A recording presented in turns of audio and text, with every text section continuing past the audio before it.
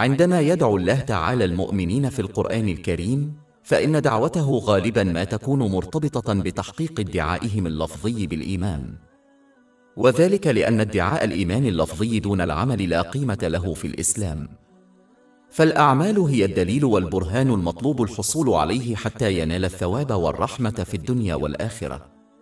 سورة البقرة الآية 183. يا أيها الذين آمنوا كتب عليكم الصيام. إن الصيام من الأعمال الصالحة الفريدة من نوعها، فهو يخفى عن أعين الناس ويحدث طوال اليوم، بخلاف الأعمال الخفية الأخرى. لذلك يجب على الإنسان أن يحرص على إبقاء صيامه سرا قدر استطاعته، وتجنب إفساد ثوابه بإخبار الآخرين ما لم يضطر إلى ذلك. ولعل هذا هو السبب الذي جعل الله تعالى يذكر في حديث سماوي موجود في سنن النسائي رقم 2219 أن الصيام خاص به، ولذلك يجازيه مباشرة. وهذا الجزاء المباشر جيد، أي أنه جزاء الصائم، أي أن الشخص الذي يصوم بانتظام سيمنح فرصة مراقبة الله تعالى في الآخرة، وهي مكافأة لا مثيل لها ولا حد في عظمتها. إن الصيام يغلق كل جوانب الإنسان، ولذلك فإن من يصوم بشكل صحيح يتجنب جميع أنواع المعاصي اللفظية والجسدية والأشياء الباطلة.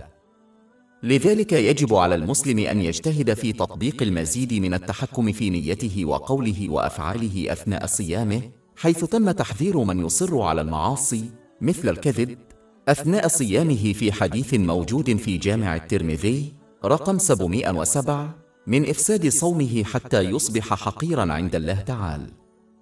وفي الواقع هناك حديث آخر موجود في سنن ابن ماجه رقم 1690 يحذر من أن بعض الناس لا يحصلون من الصيام إلا الجوع والعطش. ومن مقاصد الصيام أن ينتقل الحذر الذي يتبناه الإنسان أثناء الصيام إلى أيام الإفطار، حتى يتجنب المعاصي والباطل، ويثبت بدلا من ذلك على طاعة الله تعالى.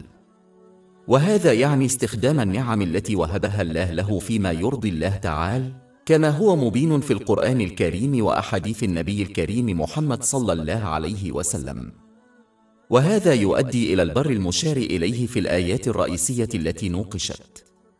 سورة البقرة الآية 183. يا أيها الذين آمنوا كتب عليكم الصيام كما كتب على الذين من قبلكم لعلكم تتقون.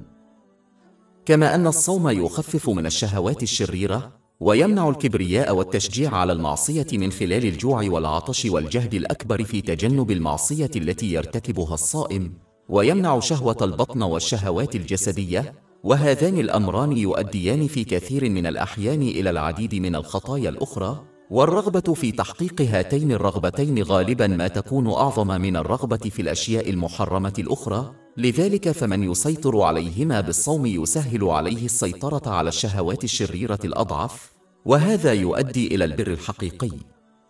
فيجب على المسلم أن يسعى لبلوغ أعلى مراتب الصيام وتحقيق غايته، فيضبط نيته وأقواله وأفعاله حتى يبقى ثابتا على طاعة الله تعالى، ويتجنب كل المعاصي والباطل حتى في غير الصيام. وأخيرا، فإن صيام الفريضة مهم وقيم لدرجة أن النبي محمد صلى الله عليه وسلم حذر في حديث موجود في جامع الترمذي برقم 723 من أن من فاته صيام فريضة واحدة من غير عذر شرعي فإنه لا يجزيه أجره ولو صام كل يوم بقية عمره.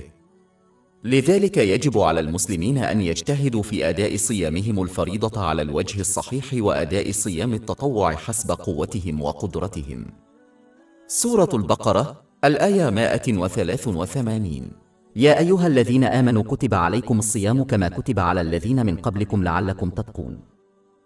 بالإضافة إلى ذلك، فإن هذه الآية دليل آخر من بين عدد لا يحصى من الآيات الموجودة في القرآن الكريم، والتي توضح أنه لا يمكن للإنسان أن يصبح صالحا حتى يحقق إيمانه من خلال أداء الأعمال الصالحة مثل الصيام. البر مثل النبات الذي أزهر لينتج ثمارا لذيذة، تماما كما لا يمكن للنبات أن يزهر دون الحصول على غذاء مثل ضوء الشمس، فلا يمكن لإيمان الشخص أن يزهر حتى يحصل على البر دون الحصول على غذاء في شكل أعمال صالحة. وهذا يتضمن استخدام النعم التي منحت للإنسان بطرق ترضي الله تعالى، كما هو موضح في التعاليم الإسلامية. في الواقع، من يدعي الإيمان بالإسلام لفظيا فقط ويفشل في دعم ادعائه بالأعمال الجسدية يجب أن يخشى فقدان إيمانه، تماما كما يموت النبات الذي يفشل في الحصول على الغذاء في النهاية، فقد يموت إيمانه إذا فشل في تغذيته بالأعمال الصالحة. ولكي يخفف الله تعالى من صعوبة هذه الفريضة، فقد بين أن الأمم السابقة كانت مأمورة بالصيام أيضا، وهذا يذكر المسلمين بأنهم لم يكلفوا بأعباء صعبة أو ثقيلة لم يتحملها من سبقوهم، بل إن الله تعالى أكد في مواضع كثيرة من القرآن الكريم أنه لا يكلف أحدا شيئا لا يستطيع أن يتحمله. سورة البقرة الآية 286. لا يكلف الله نفسا إلا وسعها. إن الأخذ بهذه الحقيقة في الاعتبار يسهل على المسلم القيام بمسؤوليات الإسلام، لأن بعضها قد يتعارض مع رغبات الناس. يجب على الإنسان أن يتصرف كمريض عاقل يقبل نصيحة طبيبه ويعمل بها، وهو يعلم أنها الأفضل له، ويعرف أنه قادر على تحمل خطة العلاج التي تعطى له، على الرغم من وصف الأدوية المرة له ونظام غذائي صارم له. وكما أن هذا المريض العاقل سيحقق راحة البال والجسد من خلال قبول نصيحة طبيبه والعمل بها، كذلك الشخص الذي يقبل ويؤدي المسؤوليات الموكلة إليه من الله تعالى. ويخفف الله تعالى من مشقة الصيام بتذكير الناس بأنه أيام معدودة في السنة. سورة البقرة الآية 184. صيام أيام معدودة. وكما هي العادة فإن الله تعالى يرخص لمن لا يستطيع أداء هذه الفريضة، كما يرخص في سائر الفرائض، لأن الإسلام دين ومنهج حياة يناسب طبيعة البشر ويحترم حدودهم وضعفهم. سورة البقرة الآية 184. فمن كان منكم مريضا أو على سفر فعدة من أيام أخرى وعلى الذين يطيقونه فدية طعام مسكين عن كل يوم. في كل الأحوال يشجع الإسلام الناس على مساعدة المحتاجين، ففي بعض الحالات تكون مساعدتهم واجبة، وفي حالات أخرى تكون عقوبة أو فدية، وفي ظروف أخرى تكون عملا تطوعيا طيبا له أجر عظيم. وهذا يسلط الضوء على أهمية مساعدة الآخرين وخاصة المحتاجين. لا يدعو الإسلام إلى أسلوب حياة أناني حيث يهتم المرء بنفسه وأسرته فقط، حيث تتصرف الحيوانات بهذه الطريقة. بدلا من ذلك، يدعو الإسلام الناس إلى الارتقاء فوق هذا ومساعدة جميع الآخرين وفقا لإمكاناتهم، والتي تشمل الدعم المالي والجسدي والعاطفي للآخرين. والحقيقة هي أنه إذا عمل كل مسلم حقا وفقا لهذا المبدأ الأساسي للإسلام، فلن يبقى شخص محتاج على هذه الأرض. وقد تمت الإشارة إلى هذا المبدأ المهم في الجزء التالي من الآية 184. سورة البقرة الآية 184. ومن تطوع خيرا فهو خير له. يذكر الله تعالى الناس بالحقيقة البسيطة، وهي أن مساعدة الآخرين هي في الحقيقة مساعدة للنفس، لأنها تؤدي إلى الحصول على راحة البال والنجاح في الدنيا والآخرة. سورة الإسراء الآية 7. وقال: إن أحسنتم أحسنتم لأنفسكم وإن أسأتم فإنما تفعلون بهم. فمثلا ما دام الإنسان مشغولا بمساعدة الآخرين في سبيل الله تعالى، فإن الله تعالى يعينه في كل أموره، وقد ورد ذلك في حديث صحيح مسلم رقم 6853: ومن كان له عون الله تعالى فإنه يحصل على راحة البال في الدارين. وإدراك هذه الحقيقة يمنع الإنسان من التصرف وكأنه يقدم معروفا لله تعالى أو للمحتاجين عندما يساعدهم، لأن هذا يؤدي إلى إفساد أجرهم بالكبر. لذلك يجب على الإنسان أن يسعى في مساعدة الآخرين حسب استطاعتهم من أجل أنفسهم. سورة البقرة الآية 184. ومن تطوع خيرا فهو خير له. وهذا يسلط الضوء أيضا على المبدأ الإسلامي المهم الذي يقول إن ما يعطيه الإنسان هو ما يأخذه من الله تعالى، أي أن الإنسان يكافأ حسب جهوده. إذا بذل الحد الأدنى من الجهد في إرضاء الله تعالى، مثل أداء الواجبات الأساسية فقط، والتي تستغرق أقل من ساعة من اليوم لأدائها، فسوف ينال الثواب والبركات في الدنيا والآخرة وفقا لذلك. ومن الغريب كيف يرغب المسلمون في أعلى مستوى من البركات والمكافآت في الدنيا والآخرة، ولكن في أفضل الأحوال يبذلون الحد الأدنى فقط من الجهد لإرضاء الله تعالى. لذلك يجب على المرء أن يتأمل جهوده في إرضاء الله تعالى، والتي تتضمن استخدام النعم التي منحت له وفقا للتعاليم الإسلامية، وزيادة جهوده إذا كان يرغب في مستوى أكبر من المكافأة والبركات، مما يزيد بدوره من راحة باله في الدنيا والآخرة. سورة المائدة، الآيات من 15 إلى 16. قد جاءكم من الله نور وكتاب مبين يهدي به الله من اتبع رضوانه سبل السلام ويخرجهم من الظلمات إلى النور بإذنه ويهديهم إلى صراط مستقيم. وبعد منح الرخص، كثيرا ما يدعو الله تعالى الناس إلى المستوى الأعلى بدفع أنفسهم إلى طاعة الله تعالى خالصة. سورة البقرة، الآية 184. فمن كان منكم مريضا أو على سفر فعدة من أيام أخرى وعلى الذين يطيقونه فدية طعام مسكين ومن تطوع خيرا فهو خير له وأن تصوموا خير لكم إن كنتم تعلمون. ولا بد من التأمل في الحالات العديدة التي دفعوا فيها أنفسهم إلى أقصى حدودهم من أجل مكاسب دنيوية، كما في الرياضة وتطبيق نفس الموقف في طاعة الله تعالى. فكل إنسان يعرف إمكانياته وحدوده، ولذلك يجب أن يعمل وفقا لذلك. سورة الإسراء، الآية 84. قل كل يعمل على شاكلته فربك أعلم بمن أهدى سبيلا. سورة البقرة، الآية 184. لو كنت تعلم فقط. وقد تكرر هذا القول في مواضع مختلفة من القرآن الكريم، وهو يدل على أهمية السعي إلى اكتساب المعرفة الإسلامية والعمل بها حتى يدرك المرء الفرق بين مسار العمل الصحيح والخاطئ.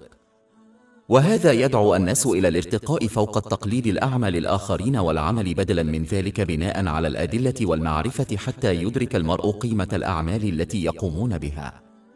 ومن يدرك قيمة الأعمال جيدة كانت أو سيئة، فمن المرجح أن يتجنب الذنوب ويكون أكثر عرضة لعمل الأعمال الصالحة. على سبيل المثال، نصح النبي الكريم محمد صلى الله عليه وسلم في حديث موجود في سنن ابن ماجه رقم 796 أنه إذا علم الناس ما في حضور الصلوات المفروضة في المسجد في جماعة لأتوا إليها ولو حبوا. من علم هذا الحديث وآمن به على وجه اليقين، فإنه يجتهد في حضور هذه الصلوات المفروضة في المسجد حتى لو تسبب ذلك في بعض المشقة عليه. ثم يذكر الله تعالى خصوصية شهر رمضان شهر الصيام. سورة البقرة، الآية 185. شهر رمضان الذي أنزل فيه القرآن. نزل القرآن الكريم من اللوح المحفوظ في ليلة القدر دفعة واحدة. سورة القدر، الآية 1. إنا أنزلناه في ليلة القدر. ثم وضعها في بيت العزة في السماء الدنيا، ثم نزل بها جبريل عليه السلام على النبي صلى الله عليه وسلم قطعة على مدى 23 سنة، وقد ذكر ذلك في تفسير القرطبي جيم 1 صاد 472. ثم يذكر الله تعالى بعض الصفات المباركة في القرآن الكريم. سورة البقرة، الآية 185. شهر رمضان الذي أنزل فيه القرآن هدى للناس وبينات من الهدى. وهذا قد يعني أن القرآن الكريم يهدي الناس إلى راحة البال والنجاح في الدنيا والآخرة، ما داموا يستخدمون النعم التي وهبها لهم وفق تعاليمه. ولكن بخلاف الأديان الأخرى وأساليب الحياة الأخرى، فإن القرآن الكريم لا يدعو الناس إلى اتباعه دون دليل أو برهان على صحته، بل إنه في كل مرحلة كلما دعا القرآن الكريم الناس إلى تبني صفة طيبة معينة أو التخلي عن صفة سلبية معينة أو تبني مدونة سلوك معينة، فإنه يقدم أدلة وبرهانا واضحين يوضحان كيف تؤدي نصائحه إلى النجاح للأفراد والمجتمع في الدنيا والآخرة. سورة البقرة، الآية 185. شهر رمضان الذي أنزل فيه القرآن هدى للناس وبينات من الهدى. إن الإسلام لا يرشد الناس إلى راحة البال والنجاح في الدنيا والآخرة فحسب، بل إنه يقدم أيضا أدلة واضحة تدعم وجهة نظره وتعليمه. وهذا أمر لا مثيل له، حيث إن كل الديانات وأساليب الحياة الأخرى تطلب من أتباعها أن يثقوا ببساطة فيما يدعين إليه باعتباره الحقيقة، بدلاً من التفكير في الأدلة الواضحة والاستنتاج بأن ما يدعون إليه هو الحقيقة. سورة سبأ الآية 46.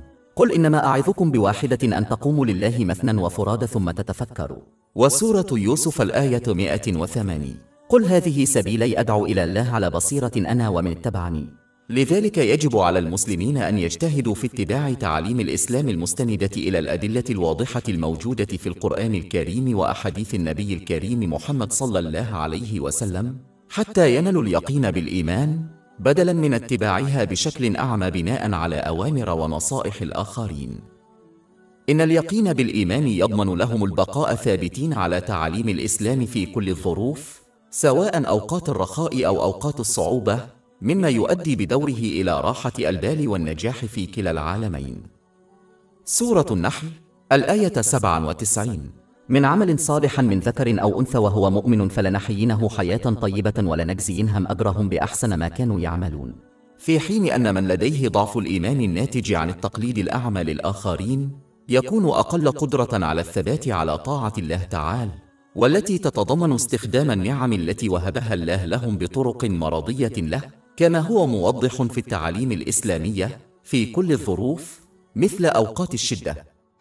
والانحراف عن طاعة الله تعالى لا يؤدي إلا إلى المتاعب والتوتر والصعوبات في العالمين، حتى لو عاش المرء لحظات من المرح والترفيه حيث لا يمكنه الهروب من سيطرة وقوة الله تعالى. سورة التوبة الآية 82. فليضحكوا قليلا وليبكوا كثيرا جزاء بما كانوا يكسبون. سورة طه الآيات من 124 إلى 126. ومن أعرض عن ذكري فإن له معيشة ضنكا ونحشره يوم القيامة أعمى قال رب لم حشرتني أعمى وقد كنت بصيرا قال كذلك أتتك آياتنا فنسيتها وكذلك اليوم تنسى. سورة البقرة الآية 185. شهر رمضان الذي أنزل فيه القرآن هدى للناس وبينات من الهدى والفرقان. إن القرآن الكريم هو المعيار الذي يفرق بين الخير والشر والنافع من غير النافع، والحصول على راحة البال من حياة مليئة بالتوتر. فمهما تقدم المجتمع ومهما اكتسب من المعرفة في مواضيع مختلفة مثل الحالة العقلية والجسدية للإنسان، فلن يتمكن أبداً من إنشاء مدونة سلوك تتناسب تماماً مع طبيعة الإنسان وتلبي جميع الظروف والحالات والسيناريوهات التي يمكن أن يواجهها الناس كأفراد أو كمجتمع أثناء حياتهم على الأرض. إن تحقيق ذلك أمر مستحيل بكل بساطة، حيث لا يزال الناس يكتشفون أشياء جديدة حول عناصر محددة من الكائن البشري، مثل الغرض وراء أجزاء مختلفة من الدماغ البشري، ناهيك عن الحصول على المعرفة الكافية لإنشاء مدونة سلوك مثالية تؤدي إلى راحة البال والعدالة داخل المجتمع. الوحيد الذي يمكنه تحقيق ذلك هو الله تعالى، لأنه خلق كل شيء وعلمه لا حدود له ويشمل الماضي والحاضر والمستقبل، ولذلك فهو وحده الذي يملك أن يمنح الناس قانوناً للسلوك ومقياساً يفرق بوضوح بين الخير والشر والنافع من الضر، والحصول على راحة البال من حياة مليئة بالتوتر. ويثبت التاريخ بوضوح أن هذا المعيار عندما يتم تطبيقه بشكل صحيح في حياة الناس يؤدي إلى راحة البال وانتشار العدل والسلام في المجتمع. لذلك يجب على الناس أن يقبلوا المعيار الممنوح لهم مع العلم أنه الأفضل لهم، حتى لو تعارضت بعض جوانبه مع رغباتهم. يجب أن يتصرفوا كمريض حكيم يقبل ويتصرف بناء على نصيحة طبيبه، مع العلم أنها الأفضل لهم على الرغم من حقيقة أنه يصف لهم أدوية مرة وخطة نظام غذائي صارمة. سورة البقرة الآية 185. شهر رمضان الذي أنزل فيه القرآن هدى للناس وبينات من الهدى والفرقان. إن التعبيرات في القرآن الكريم لا مثيل لها، ومعانيها واضحة ومباشرة، وألفاظه وآياته في غاية البلاغة، ولا يفوقها كتاب آخر. والقرآن الكريم يذكر تاريخ الأمم السابقة بالتفصيل، مع أن النبي محمد صلى الله عليه وسلم لم يكن متعلما في التاريخ. ويأمر بكل الخير وينهى عن كل شر، سواء كان ذلك مما يصيب الفرد أو ما يصيب المجتمع كله، حتى يعم العدل والأمن والسلام في كل بيت ومجتمع.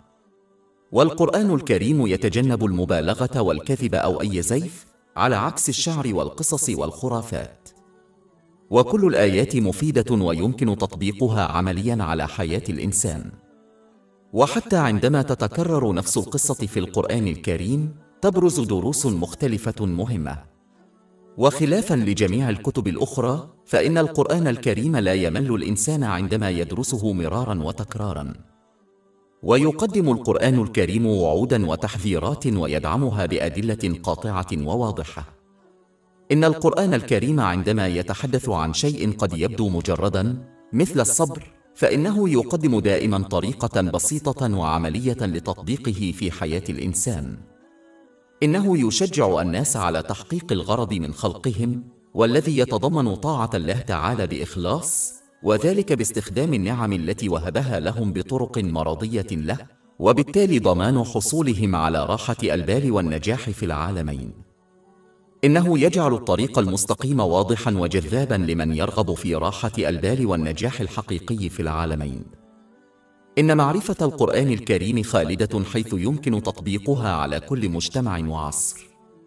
إنها علاج لكل صعوبة عاطفية واقتصادية وجسدية عندما يتم فهمها وتطبيقها بشكل صحيح.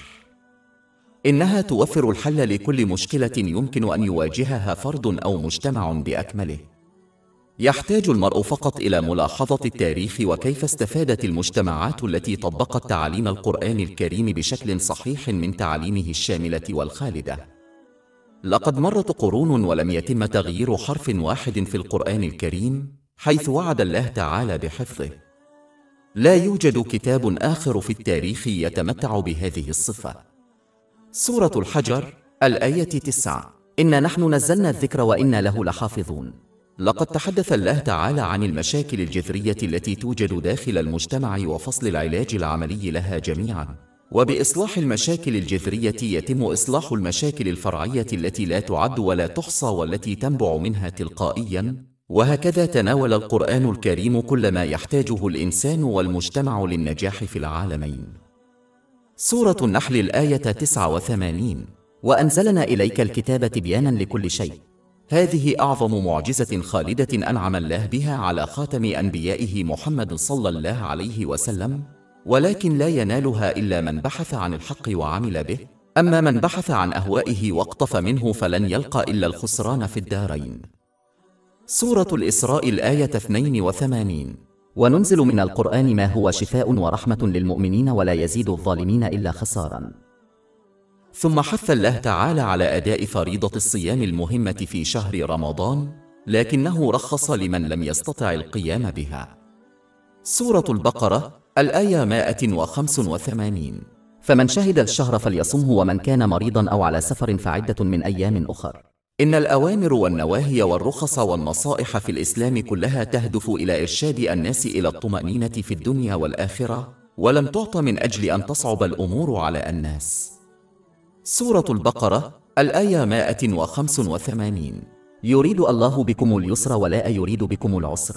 وإن كان من الممكن أن يزعم أحد خطأ أن الله تعالى لو أراد للناس اليسر لكان بوسعه أن يسمح لهم بكل بساطة أن يفعلوا ما يريدون، ولكن هذا لن يؤدي إلى اليسر للناس، لأنهم يفتقرون إلى المعرفة والبصيرة لتحديد ما هو جيد لهم.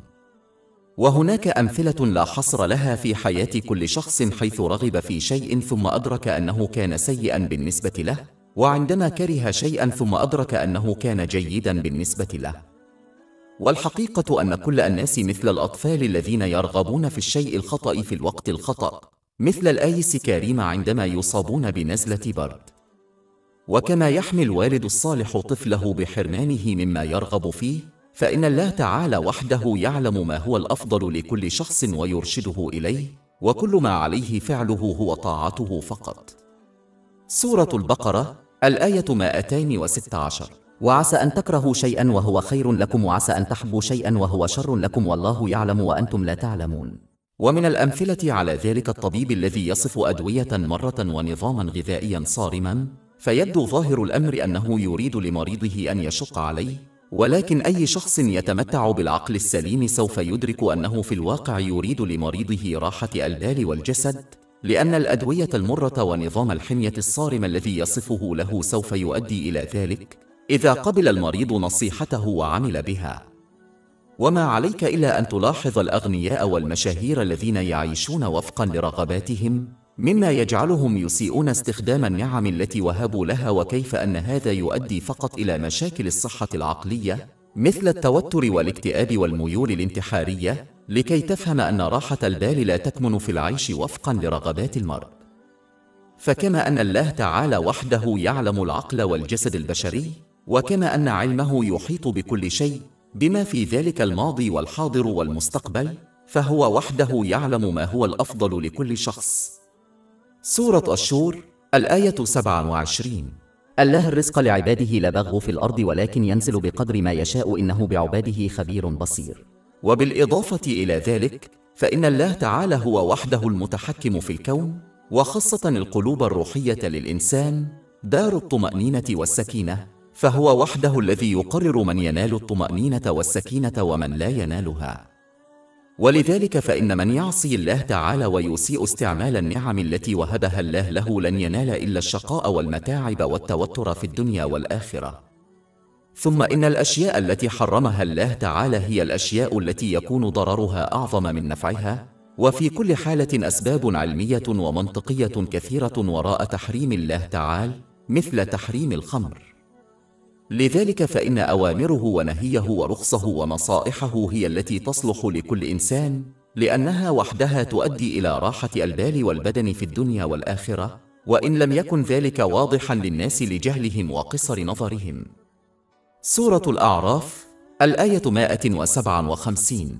الذين يتبعون الرسول النبي الأمي الذي يجدونه مكتوبا عندهم في التوراة والإنجيل يأمرهم بالمعروف وينهاهم عن المنكر ويحل لهم الطيبات وينهاهم عن المنكر ويضع عنهم إصرهم والأغلال التي كانت عليهم. سورة البقرة الآية 185. فمن شهد الشهر فليصمه ومن كان مريضا أو على سفر فعدة من أيام أخرى يريد الله بكم اليسر ولا يريد بكم العسر ولتكملوا العدة. في هذه الحالة بالذات يقصد الله تعالى بالصيام اليسر، فالصيام هو التدريب الروحي والجسدي الذي يحتاجه المسلمون من أجل تبني التقوى التي تضمن لهم استخدام النعم التي وهبها الله لهم فيما يرضي الله تعالى، كما هو مبين في القرآن الكريم وأحاديث النبي الكريم محمد صلى الله عليه وسلم. وهذا بدوره يؤدي إلى راحة البال والنجاح في الدنيا والآخرة. سورة البقرة الآية 183. يا أيها الذين آمنوا كتب عليكم الصيام كما كتب على الذين من قبلكم لعلكم تتقون. كما ذكرنا آنفا بالتفصيل فإن الصيام يزيد من التحكم في النية والقول والفعل حتى يصبح الإنسان أكثر ثباتا على طاعة الله تعالى. ولذلك فإن المسلمين يمرون ببعض الصعوبات أثناء تدريبهم الروحي والجسدي عندما يصومون من أجل الحصول على فوائد عديدة مثل راحة البال والجسد، وهذا يشبه الرياضي الذي يخوض ساعات لا حصر لها من التمارين الشاقة ونظام غذائي صارم حتى يتمكن من تحقيق النجاح في رياضته، أو يشبه الطالب الذي يواجه بعض الصعوبات عندما يقضي وقته في المراجعة وإجراء الامتحانات من أجل الحصول على وظيفة جيدة، مما يسمح له برعاية احتياجاته المالية لبقية حياته. كما أن الصيام الذي يسمح للإنسان بزيادة سيطرته على نيته وقوله وفعله حتى يظل ثابتا على طاعة الله تعالى هو سبب لشكر الله تعالى، حيث إن كل خير يملكه قد خلقه ووهبه من غيره، وهو وحده الذي يهديه إلى راحة البال والنجاح في الدارين. سورة البقرة الآية 185. وأن تكبروا الله على ما هداكم ولعلكم تشكرون. إن الصيام يساعد على إظهار الشكر من خلال النية، وذلك من خلال التأكد من أن الشخص لا يعمل إلا لإرضاء الله تعالى. ومن العلامات الإيجابية لهذا الموقف أنه لن يتوقع أو يأمل أي تعويض أو شكر من الناس. ومن المهم أن نلاحظ أن من يعمل من أجل الناس لن ينال مكافأة من الله تعالى، وقد حذر من ذلك حديث موجود في جامع الترمذي رقم 3154. والصيام يساعد على إظهار الشكر من خلال الكلام، حيث يشجعه على التحدث بالخير أو الصمت. والصيام يساعد على إظهار الشكر من خلال العمل، حيث يشجعه على استخدام النعم التي منحت له مثل الوقت والمال بطرق مرضية لله تعالى، كما هو موضح في القرآن الكريم وأحاديث النبي الكريم محمد صلى الله عليه وسلم. إن إحاطة جميع جوانب الشكر تؤدي إلى زيادة في النعم والمغفرة والرحمة وراحة البال في العالمين. سورة إبراهيم الآية 7: شكرتم لأزيدنكم.